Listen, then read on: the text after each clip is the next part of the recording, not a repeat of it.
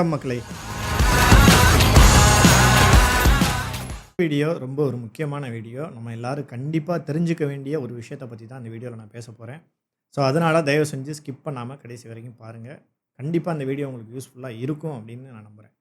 So வீடியோவ start பண்ணலாம். அப்படி என்ன டாபிக் அப்படின்னா, இப்ப சமீபத்தில நெல்லையில ஒரு படுகொலை நடந்துச்சு இல்லையா? அந்த ஐடி ஊழியர் கவின் படுகொலை.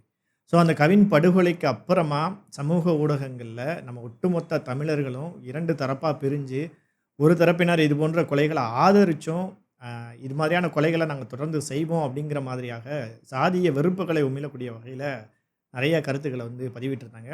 ஒரு கொலையை நியாயப்படுத்துற மாரி நெறைய பேர் இங்க பேசியிருந்தாங்க. அத பார்க்கும்போது ரொம்ப கவலையா இருந்தது. என்னடா தமிழ் சமூகத்தில இப்படி இப்படி டெக்னாலஜி வளர்ந்திருக்கக்கூடிய காலத்திலயும், இன்னும் நாங்க வந்து ஜாதி மாரி கல்யாணம் பண்ணா வெட்டுவோம் அப்படின்னு பேசுறதெல்லாம் பார்க்கும்போது ரொம்ப கஷ்டமா இருந்தது.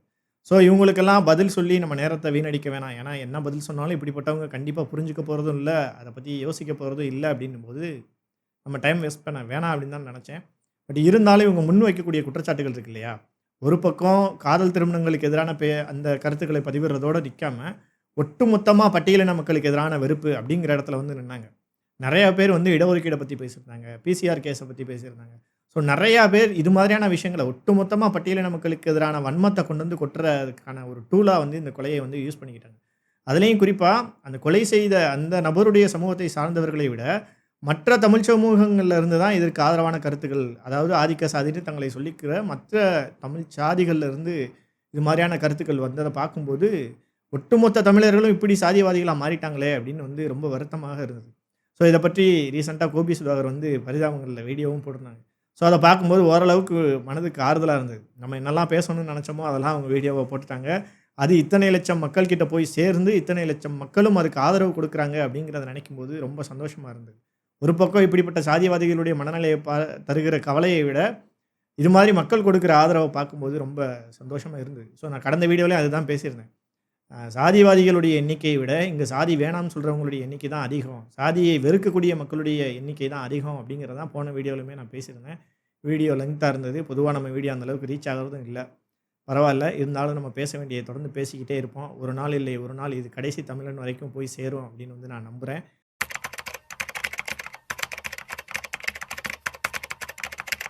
ஸோ இந்த வீடியோல அப்படி என்ன முக்கியமான விஷயத்த பத்தி மட்டும் பேசப் போறேன் அப்படின்னா, அவங்க சொல்றாங்க இல்லையா?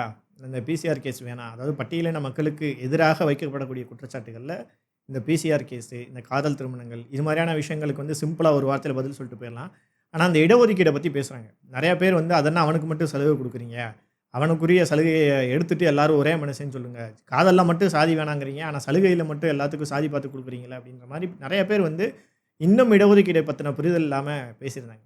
ஸோ நான் இடஒதுக்கீட பத்தி அப்படியே பெருசா வந்து உங்களுக்கு எக்ஸ்ப்ளனேஷன் குடுத்து இடஒதுக்கீட நியாயப்படுத்துறதுக்காக இந்த வீடியோ கிடையாது. இடஒதுக்கீடுனா என்ன? அது எப்படி உருவாச்சு? யார் யாருக்கெல்லாம் கொடுக்கப்படுது? அப்படிங்கிற டேட்டாவாவது நம்மளுக்கு தெரிஞ்சிருக்கணும்ல. இந்த டேட்டா தெரியாம எத்தனையோ பேர் வந்து நீயா நானால உட்காந்துக்கிட்டு அவங்களுக்கு எஸ்சிக்கு மட்டும் தான் இடஒதுக்கீடுன்னு பேசிட்டு இருந்தத நம்ம பார்த்துருப்போம். ஸோ அதெல்லாம் பார்க்கும்போது ரொம்ப வருத்தமா இருந்தது. இவ்வளவு ஒரு நாகரீக சமூகத்தில, இவ்வளவு டெக்னாலஜி வளர்ந்திருக்கிற காலத்தில கூட, நம்ம கையில செல்ஃபோன் இருந்தும் யார் யாருக்கு இடஒதுக்கீடுன்றத பார்த்துட்டு கூட போகாம அந்த நிகழ்ச்சியில உட்கார்ந்து ஒருத்தன் பேசுறான் அப்படின்னா, இப்படிப்பட்ட மனநிலையில, இப்படிப்பட்ட அ அறியாமையில தான் இன்னைக்கு இருக்கக்கூடிய இளைஞர்கள் இருக்காங்க அப்படின்னும்போது, நான் இந்த வீடியோல வெறும் டேட்டாஸ் மட்டும் தான் குடுக்கப் போறேன். நான் இடஒதுக்கீட்ட நியாயப்படுத்தியோ, இடஒதுக்கீடு வந்து எதற்காக கொடுக்கப்பட்டது அப்படின்னு உங்கள்ட்ட வாதாடுறதுக்கு எனக்கு விருப்பமும் இல்ல. ஸோ இடஒதுக்கீடு என்ன? அது எப்போ உருவாச்சு? யார் யாருக்கு கொடுக்கப்பட்டுட்டு இருக்கு? யார் யாரெல்லாம் பயனடைஞ்சிருக்கீங்க? அப்படிங்கிறத சொல்றதுக்கு மட்டும் தான் இந்த வீடியோ.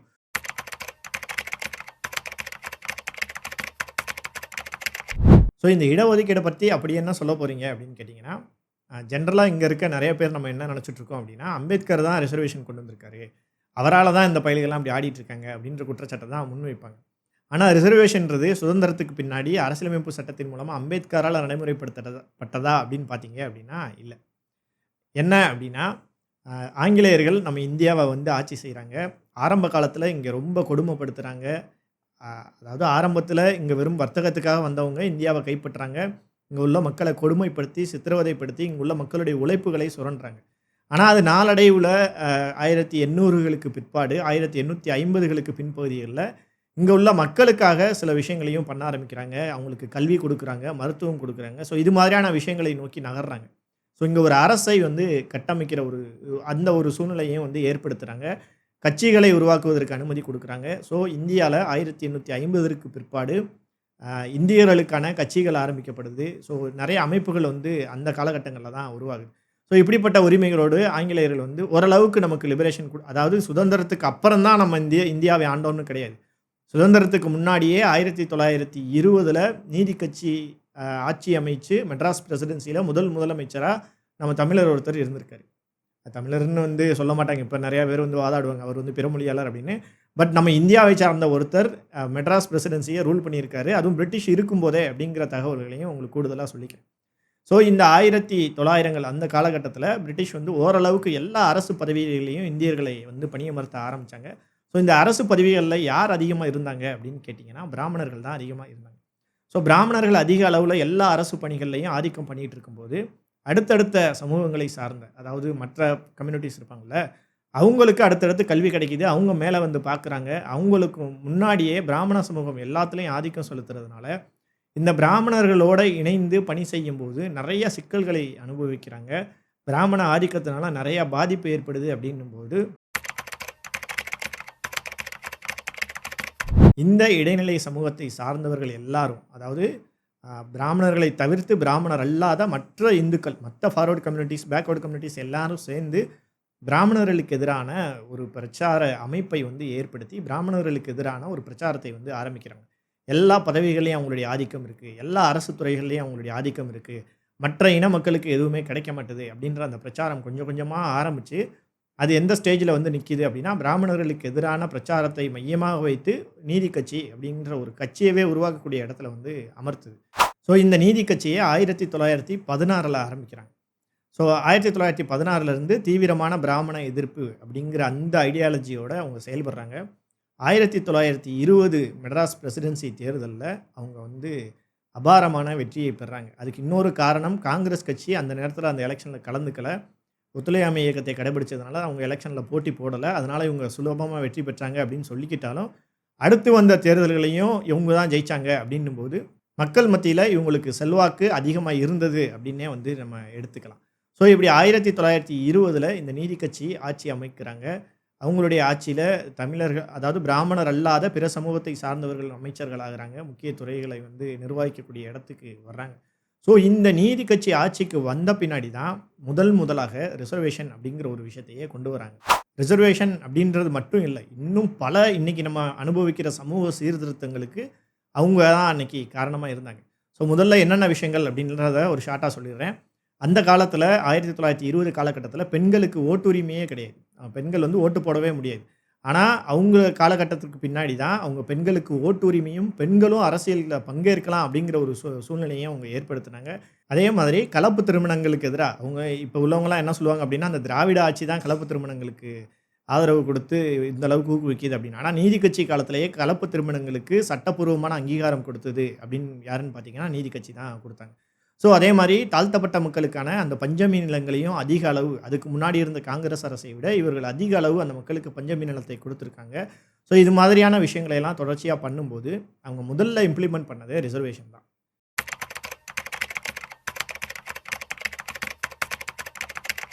1921 செப்டம்பர் 16 அன்னைக்கு இந்த ஃபர்ஸ்ட் கம்யூனல் ஆர்டர வந்து பாஸ் பண்றாங்க. இதோட ஜிஓ நம்பர் வந்து 613 அப்படின்னு சொல்லுவாங்க.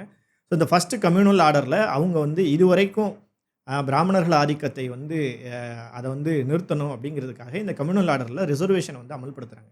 ஸோ என்ன ப்ரொபோர்ஷன்ல அமல்படுத்துறாங்க அப்படின்னா, நான் பிராமின்ஸ் அதாவது பிராமணர் அல்லாத ஹிந்துஸ், நான் பிராமின் ஹிந்துஸ் அதாவது இன்னைக்கு இருக்கக்கூடிய எல்லா ஃபார்வர்ட் கம்யூனிட்டீஸ், எல்லா பிசி, எம்பிசி எல்லாம் இன்னைக்கு இருக்கிற எல்லா பிசி, எம்பிசிங்கிறது 1980க்கு அப்புறம் பிரிஞ்சது.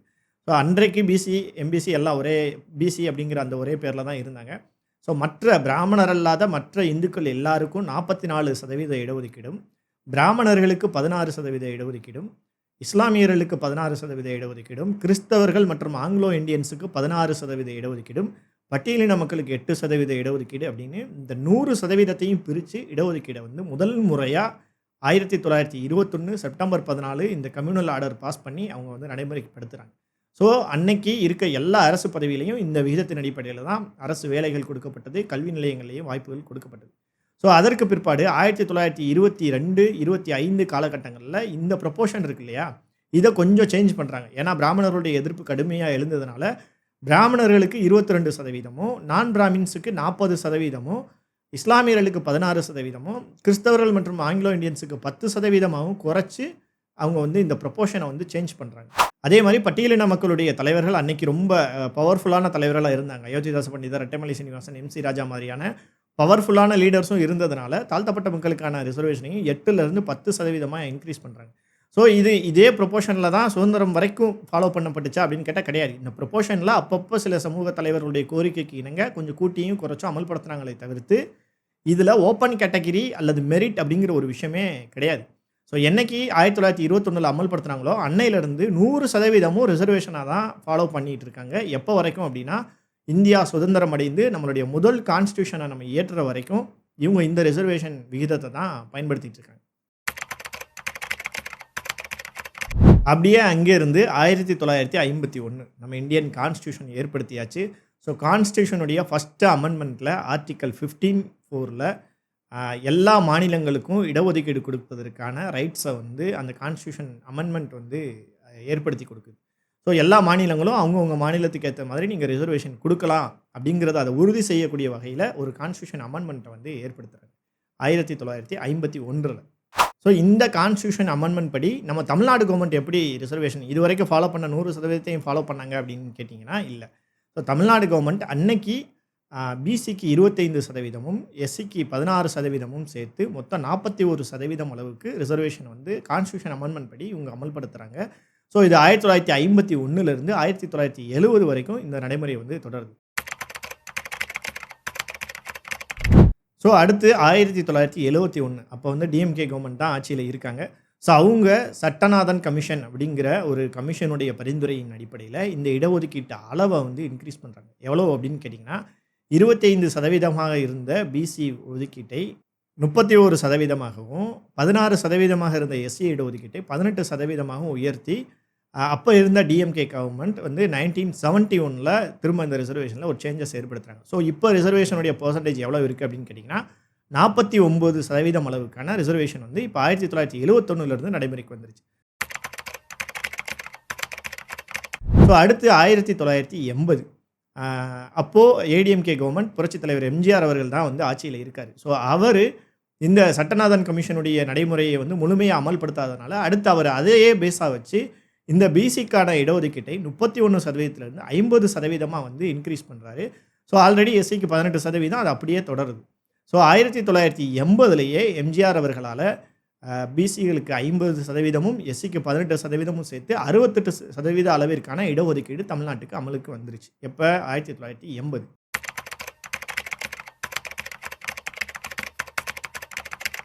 அடுத்ததாக 1987. ஸோ இந்த காலகட்டத்தில் தான் பாமக வந்து பெரிய அளவில் வளருது. அவங்க வந்து இடஒதுக்கீடு கேட்டு எம்பிசி அதாவது வன்னியர்களுக்கான இடஒதுக்கீடு கேட்டு மிகப்பெரிய அளவில் போராட்டம், அந்த போராட்டம் வன்முறையாகுது, துப்பாக்கிச்சூடு நடக்குது, பல உயிர்கள் வந்து பலியாகுது.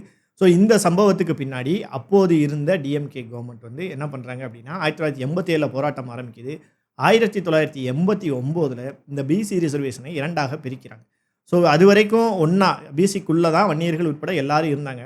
ஸோ அதில் 2ஆக பிரித்து backward class, most backward class அப்படிங்கிற தனி செக்டரை ஏற்படுத்தி பேக்வேர்டு கிளாஸுக்கு 30%, இந்த தனியாக இருக்கக்கூடிய இந்த மோஸ்ட் பேக்வேர்டு கிளாஸுக்கு 20%ஆகவும் தனியாக பிரிக்கிறாங்க. ஸோ ஆல்ரெடி இருந்த 50%ஐ 2ஆக பிரித்து மொத்தமாக பிசி 30, எம்பிசி 20, ஆல்ரெடி ஷெட்யூல்டு காஸ்ட்டுக்கு 18 அப்படின்னு சொல்லிட்டு அதே 68% இடஒதுக்கீட்டு அளவோட தொடர்றாங்க. ஸோ இந்த பீரியடில் தான் எஸ்டிக்கு மொதல் ரிசர்வேஷன் வந்து இம்ப்ளிமெண்ட் பண்ணுறாங்க. டிஎம்கே கவர்மெண்ட் தான் இம்ப்ளிமெண்ட் பண்ணுறாங்க. அது வரைக்கும் எஸ்டிக்களுக்கு அதாவது பழங்குடியினருக்கு இடஒதுக்கீடு கிடையாது. ஸோ அப்போ தான் வந்து 1% இடஒதுக்கீட்டை வந்து ஃபஸ்ட் டைமாக இம்ப்ளிமெண்ட் பண்ணுறாங்க. ஸோ ஒட்டுமொத்தமாக 69% இடஒதுக்கீடு அப்படிங்கிறது 1989 காலகட்டத்தில் அப்போது இருந்த டிஎம்கே கவர்மெண்ட்டால் ஏற்படுத்தப்பட்டுருச்சு. ஸோ இப்படி 69% ரிசர்வேஷனோட தமிழ்நாடு வந்து பயங்கரமாக வந்து பிற்படுத்தப்பட்ட மக்களுடைய வளர்ச்சியில் வந்து பயங்கரமாக வளர்ந்துட்டு இருந்துச்சு. நீங்கள் இந்தியாவோட மற்ற ஸ்டேட்டை கம்பேர் பண்ணும்போது மற்ற ஸ்டேட்டில் பிராமணர்களுடைய ஆதிக்கமும் ஃபார்வர்ட் கம்யூனிட்டிஸுடைய ஆதிக்கமும் தான் அதிகமாக இருக்கும்.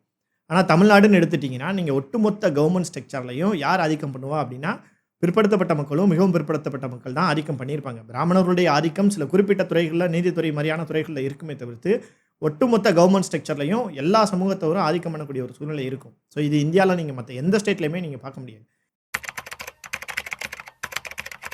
ஸோ இப்படிப்பட்ட ஒரு சூழ்நிலையில் தான் 1992 சுப்ரீம் கோர்ட்டில் ஒரு பிரச்சனை வருது. அந்த பிரச்சனையில் சுப்ரீம் கோர்ட் என்ன தீர்ப்பு கொடுக்குறாங்க அப்படின்னா இந்த இடஒதுக்கீட்டோட அளவு 50% தான் இருக்கணும் அப்படின்னு ஒரு சீல் பண்ணுறாங்க. ஸோ 50%க்கு மேலே எந்த ஒரு ஸ்டேட்டும் இடஒதுக்கீடு கொடுக்கக்கூடாது அப்படிங்கிற ஒரு ஆர்டரை வந்து சுப்ரீம் கோர்ட் வந்து பாஸ் பண்ணுறாங்க. ஸோ இந்த சுப்ரீம் கோர்ட் ஆர்டருக்கு எதிராக தமிழ்நாடு முழுவதும் பயங்கரமாக போராட்டம் வெடிக்குது. ஸோ அப்போது இருந்த முதலமைச்சர் ஜெயலலிதா அவர்கள் சட்டமன்றத்தை கூட்டி இதற்காக ஒரு தனி சட்டத்தை ஏற்றி அதை பார்லிமெண்ட்டுக்கு அனுப்பி வைக்கிறாங்க. ஸோ பார்லிமெண்ட்டில் அப்போது இருந்த பிரதமர் நரசிம்ம ராவ் அதை அப்ரூவ் பண்ணி அதை வந்து 76th கான்ஸ்டியூஷனல் அமெண்ட்மெண்ட்டில் ஆர்டிகல் 45 ஆஃப் 1994 அப்படின்னு சொல்லுவாங்க. ஸோ அதில் இதை வந்து இயற்றி 9th ஷெடியூலில் கொண்டு போய் ஆட் பண்ணுறாங்க. அதாவது கான்ஸ்டியூஷனோட 9வது அட்டவணை அப்படின்னு சொல்லுவாங்க. ஸோ இந்த 9வது அட்டவணை என்ன அப்படின்னா, எல்லா விஷயங்கள்லையும் நீதித்துறை வந்து தலையிடக்கூடிய ஒரு சூழ்நிலை தான் கான்ஸ்டியூஷன் அமெண்ட்மெண்ட்டுக்கு அப்புறம் இருந்தது. ஆனால் சில குறிப்பிட்ட விஷயங்களில், குறிப்பாக லேண்ட் ரிஃபர்மேஷன், சோசியல், அதாவது இந்த சமூக நீதினு சொல்கிறாங்க இல்லையா, ஸோ இது மாதிரியான விஷயங்களில் மாநில அரசுகளுடைய உரிமைகளை வந்து மத்திய அரசோ அல்லது சுப்ரீம் கோர்ட்டோ தடைக்கக்கூடாது அப்படிங்கிறதுக்காக தான் இந்த 9வது அட்டவணை வந்து உருவாக்குனாங்க. ஸோ இந்த 9வது அட்டவணையில் முதல் முறையாக தமிழ்நாட்டுடைய அந்த இடஒதுக்கீடை பாதுகாக்கிறதுக்காக இந்த சட்டத்தை கொண்டு போய் அதில் சேர்க்குறாங்க. ஸோ இந்த 9th ஷெடியூலில் சேர்க்குற எந்த ஒரு விஷயத்தையும் சுப்ரீம் கோர்ட் தலையிட முடியாது அப்படிங்கிற சூழ்நிலை தான் 1994 வரைக்கும் இருந்தது. ஸோ எந்த பிரச்சனையும் இல்லாமல் 1994லேருந்து இந்த அதே 69% இடஒதுக்கீடு அப்படிங்கிறது தொடர ஆரம்பிச்சு. இப்படி இருக்க சூழ்நிலையில் தான் 2007 சுப்ரீம் கோர்ட் வந்து மறுபடியும் ஒரு விஷயத்த சொல்கிறாங்க. என்ன அப்படின்னா, இந்த 9th ஷெடியூலில் கொண்டு போய் வைக்கிறதுனால தானே உங்களுக்கு வந்து நீதித்துறையை வந்து தலையிட விடாமல் நீங்கள் வந்து உங்கள் இஷ்டத்துக்கு பண்ணுறீங்க, கான்ஸ்டியூஷனுக்கு எதிராக பண்ணுறீங்க. ஸோ இந்த கான்ஸ்டியூஷனை பாதுகாக்கிறது தான் நீதித்துறையோட வேலையே. இந்த கான்ஸ்டியூஷனுக்கு எதிராக எந்த மாநிலம் செயல்பட்டாலும் அதை வந்து கண்டிக்கக்கூடிய இடத்துல தான் நீதிமன்றங்கள் இருக்குது. உதாரணத்துக்கு இப்போ இடபிள்யூஎஸ் ரிசர்வேஷன் இருக்குது இல்லையா, ஆல்ரெடி அவங்க தான் 50% சீல் பண்ணியிருக்காங்க. ஆனால் நிறையா ஸ்டேட்டில் 60% வரைக்கும் இப்போ போய்கிட்டு இருக்கு அப்படின்னும்போது நீதித்துறை தான் இதை சரி செஞ்சு மறுபடியும் அவங்க சீல் பண்ணுறத அந்த 50% கொண்டு வந்து இந்த இடபிள்யூஎஸ் ரிசர்வேஷனை கேன்சல் பண்ணுறாங்களா, அல்லது இந்த சீலிங்கை வந்து 60% இன்க்ரீஸ் பண்ணுறாங்களா அப்படிங்கிறது இனி வரப்போகிற அவங்களுடைய ஜட்ஜ்மெண்ட்டில் தான் தெரியும். ஸோ இதுதான் வந்து சுப்ரீம் கோர்ட் வந்து கான்ஸ்டியூஷனை பாதுகாக்கிற வேலை தான் அவங்களுக்கு இருந்தது. ஸோ அதனால் இந்த 9th ஷெடியூலில் நிறையா விஷயங்கள் கான்ஸ்டியூஷனை வயலேட் பண்ணுறது அப்படிங்கிற காரணத்துக்காக 2007 இந்த கான்ஸ்டியூஷன் 9th ஷெடியூலை வந்து சில லிமிட்டேஷன்ஸுக்குள்ளே கொண்டு வந்தாங்க. ஸோ 1973க்கு முன்னாடி உள்ள விஷயங்களை மட்டும்தான் இந்த 9th ஷெடியூலில் வந்து நாங்கள் ஏற்றுப்போம், அதுக்கு பின்னாடி வரக்கூடிய விஷயங்களை ஏற்றுக்க மாட்டோம் அப்படின்னு நிறையா வந்து ஆல்ட்ரேஷன்ஸ் வந்து இந்த 9th ஷெடியூலில் வந்து சுப்ரீம் கோர்ட் 2007 கொண்டு வராங்க. ஸோ 9th ஷெடியூலில் இந்த லிமிட்டேஷன்ஸ் சுப்ரீம் கோர்ட்டால் கொண்டு வந்த பின்னாடி மகாராஷ்டிரா, சத்தீஸ்கர், பஞ்சாப், ராஜஸ்தான் மாதிரியான மாநிலங்களில் இடஒதுக்கீடை 50%க்கு மேலே கொண்டு வந்து வைக்கிறாங்க. அதுக்கான கேஸும் சுப்ரீம் கோர்ட்டில் நடக்குது. ஆனால் சுப்ரீம் கோர்ட் வந்து அவங்க எல்லாருடைய அந்த இடஒதுக்கீடு அளவையும் கேன்சல் பண்ணி நீங்கள் 50%க்குள்ளே தான் கடைபிடிச்சி ஆகணும் அப்படின்னு சொல்லி அந்த எல்லா இடஒதுக்கீடோட அளவையும் கேன்சல் பண்ணிடுது. ஆனால் தமிழ்நாடு இந்த 9th ஷெடியூலில் நம்ம ரொம்ப முன்னாடியே சட்டம் இயற்றி கொண்டு போய் சேர்த்ததுனால நம்மளால் வந்து அதை வந்து தக்க வச்சுக்க முடியுது. இது வரைக்கும் நம்மளால் தக்க வச்சுக்க முடியுது. ஸோ இப்படிப்பட்ட சூழ்நிலையில் தான் 2019 இடபிள்யூஎஸ் ரிசர்வேஷன் 10%, அதாவது ஃபார்வர்டு கம்யூனிட்டிஸில் இருக்கிற ஏழைகளுக்காக எக்கனாமிக்கலி வீக்கர் செக்ஷன் அப்படின்னு கொண்டு வந்து இந்த 10% கொடுத்துருக்காங்க. ஸோ இதுவுமே கான்ஸ்டியூஷனுக்கு எதிரான ஒரு விஷயம் தான். ஏன் அப்படின்னா ஆல்ரெடி 50% அவங்க தான் சீல் பண்ணியிருக்காங்க.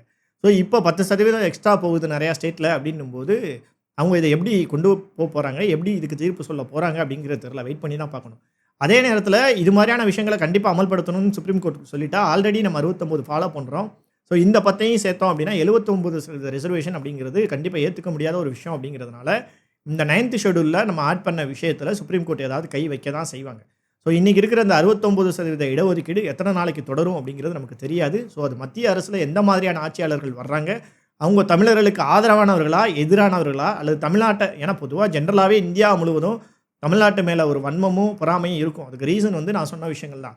ஏன்னா பிராமண எதிர்ப்பு அப்படிங்கிறது இந்தியாவில் வேறு எந்த மாநிலங்கள்லையும் பெரிய அளவில் இருந்தது கிடையாது. தமிழ்நாடு தான் அதற்கு வந்து சும்மா வாயளவில் பேசிகிட்டு இருக்காம தமிழர்களுக்கான அரசை அமைத்து, பிராமணர்கள் அல்லாத அரசை அமைத்து, பிராமணர்கள் அல்லாத அமைச்சரவையை அமைச்சு, ஸோ இந்த மாதிரி அதை வந்து நிகழ்த்தி காட்டியிருக்காங்க. ஆனால் மற்ற மாநிலங்களில் இதை இன்னமும் வந்து அவங்களால செயல்படுத்த முடியல. இன்னும் பிராமணர்களுடைய ஆதிக்கம் அப்படிங்கிறது பல மாநிலங்களில் இருக்குது. அப்படின்னால இந்த ஒரு விஷயத்தினால தான் தமிழ்நாடு மேலே இந்த அளவுக்கான ஒரு வன்மமும் ஒரு கோபமும் வந்து மற்ற மாநிலங்களுக்கு இருக்குது அப்படிங்கிறதான் நிதர்சனமான உண்மை. ஸோ இதுதான் ஒட்டுமொத்தமாக 1921 2025 வரைக்கும் இருக்கக்கூடிய ரிசர்வேஷனோட வரலாறு. கிட்டத்தட்ட எத்தனை வருடங்கள் ஆயிடுச்சு அப்படின்னா 105 வருடங்களாக தமிழ்நாட்டில் ரிசர்வேஷன் அமலில் இருக்குது. 105 வருடங்களில் கிட்டத்தட்ட 1950 வரைக்கும் கிட்டத்தட்ட 30 வருடங்கள் மெரிட்டுன்ற ஒரு விஷயமே கிடையாது. 100% ரிசர்வேஷனாக தான் கொடுக்கப்பட்டது. நான் பிராமின்ஸுக்கு, பிராமின்ஸுக்கு, முஸ்லீம்ஸுக்கு, கிறிஸ்டியன்ஸ் அண்ட் ஆங்கிலோ இண்டியன்ஸுக்கு, ஷெட்யூல்டு காஸ்ட்டுக்குன்னு மெரிட்டுங்கிற ஒரு விஷயமே கிடையாது. 100% ரிசர்வேஷனாக தான் கொடுத்தாங்க. 1951லேருந்து இன்னைக்கு வரைக்கும் 41% ஆரம்பிச்சு இன்னைக்கு 69% வந்து நிற்கிது. ஸோ இதை எப்படி சொல்கிறது அப்படின்னா, 69% அப்படிங்கிறது எப்படி சொல்கிறதுனா, நம்ம பார்க்குற 10 பேத்துல 7 பேர் ரிசர்வேஷனால் வந்தவங்க, 7 பேர் சலுகையினால் வந்தவங்க அப்படின்னு வந்து நம்மளால் சொல்ல முடியும். ஸோ இங்கே நிறையா பேர் உட்காந்துட்டு இந்த பிற்படுத்தப்பட்ட ஒரு பட்டியலையும் எம்பிசிலையும் எம்பிசியில் இப்போ பிசிலையுமே பிசி முஸ்லீம்ஸுன்னு தனியாக 3.5% பிரித்து கொடுத்துருக்காங்க. எஸ்சியில் இருக்கிற 18ல் அருந்ததியருக்குன்னு தனியாக 3% உள்ள இடஒதுக்கீடு கொடுத்துருக்காங்க.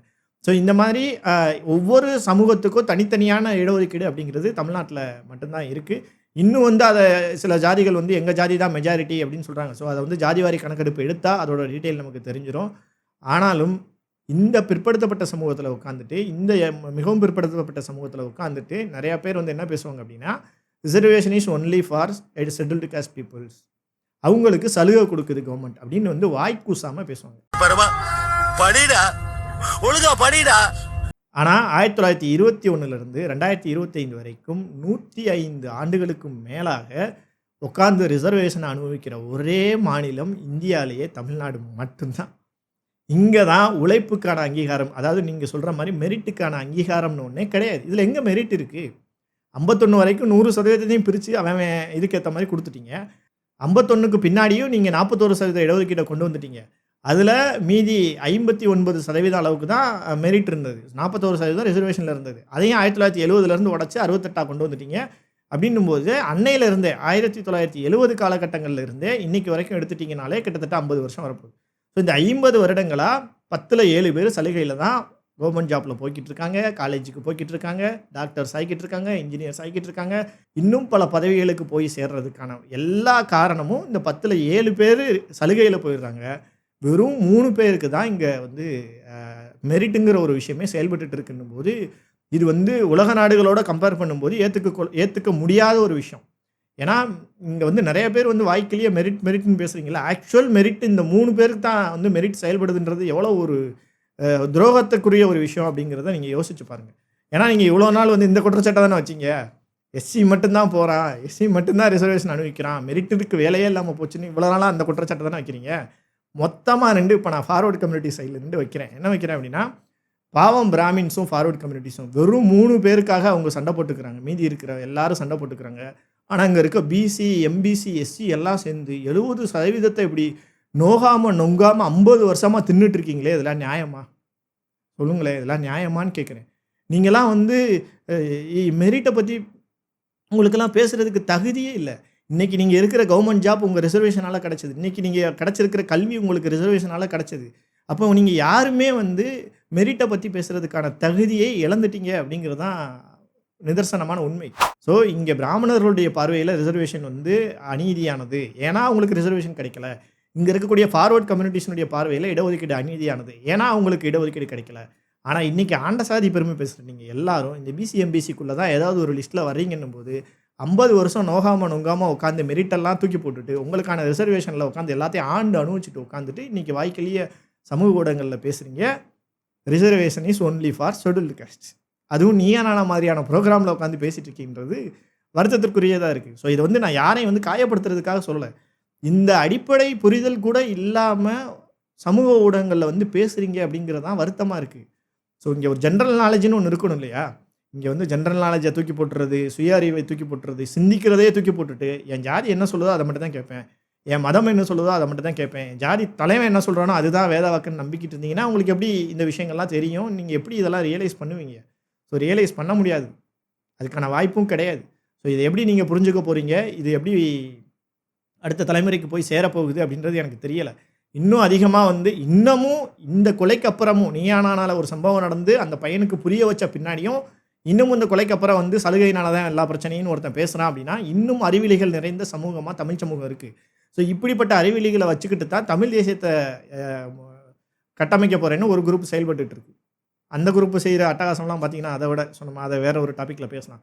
ஸோ இது எதுக்காக அப்படின்னா நிறையா விஷயங்களில் இடஒதுக்கீடுனால தான் என் உரிமை போச்சு, இந்த சமூகத்துக்கு மட்டும்தான் இடஒதுக்கீடு அப்படின்னு வந்து நிறையா பிரச்சனைகள்லாம் மக்கள் பேசுகிறத பார்க்கும்போது, அறியாமையில் அவங்க பேசுகிறத பார்க்கும்போது வருத்தமாக இருக்குது.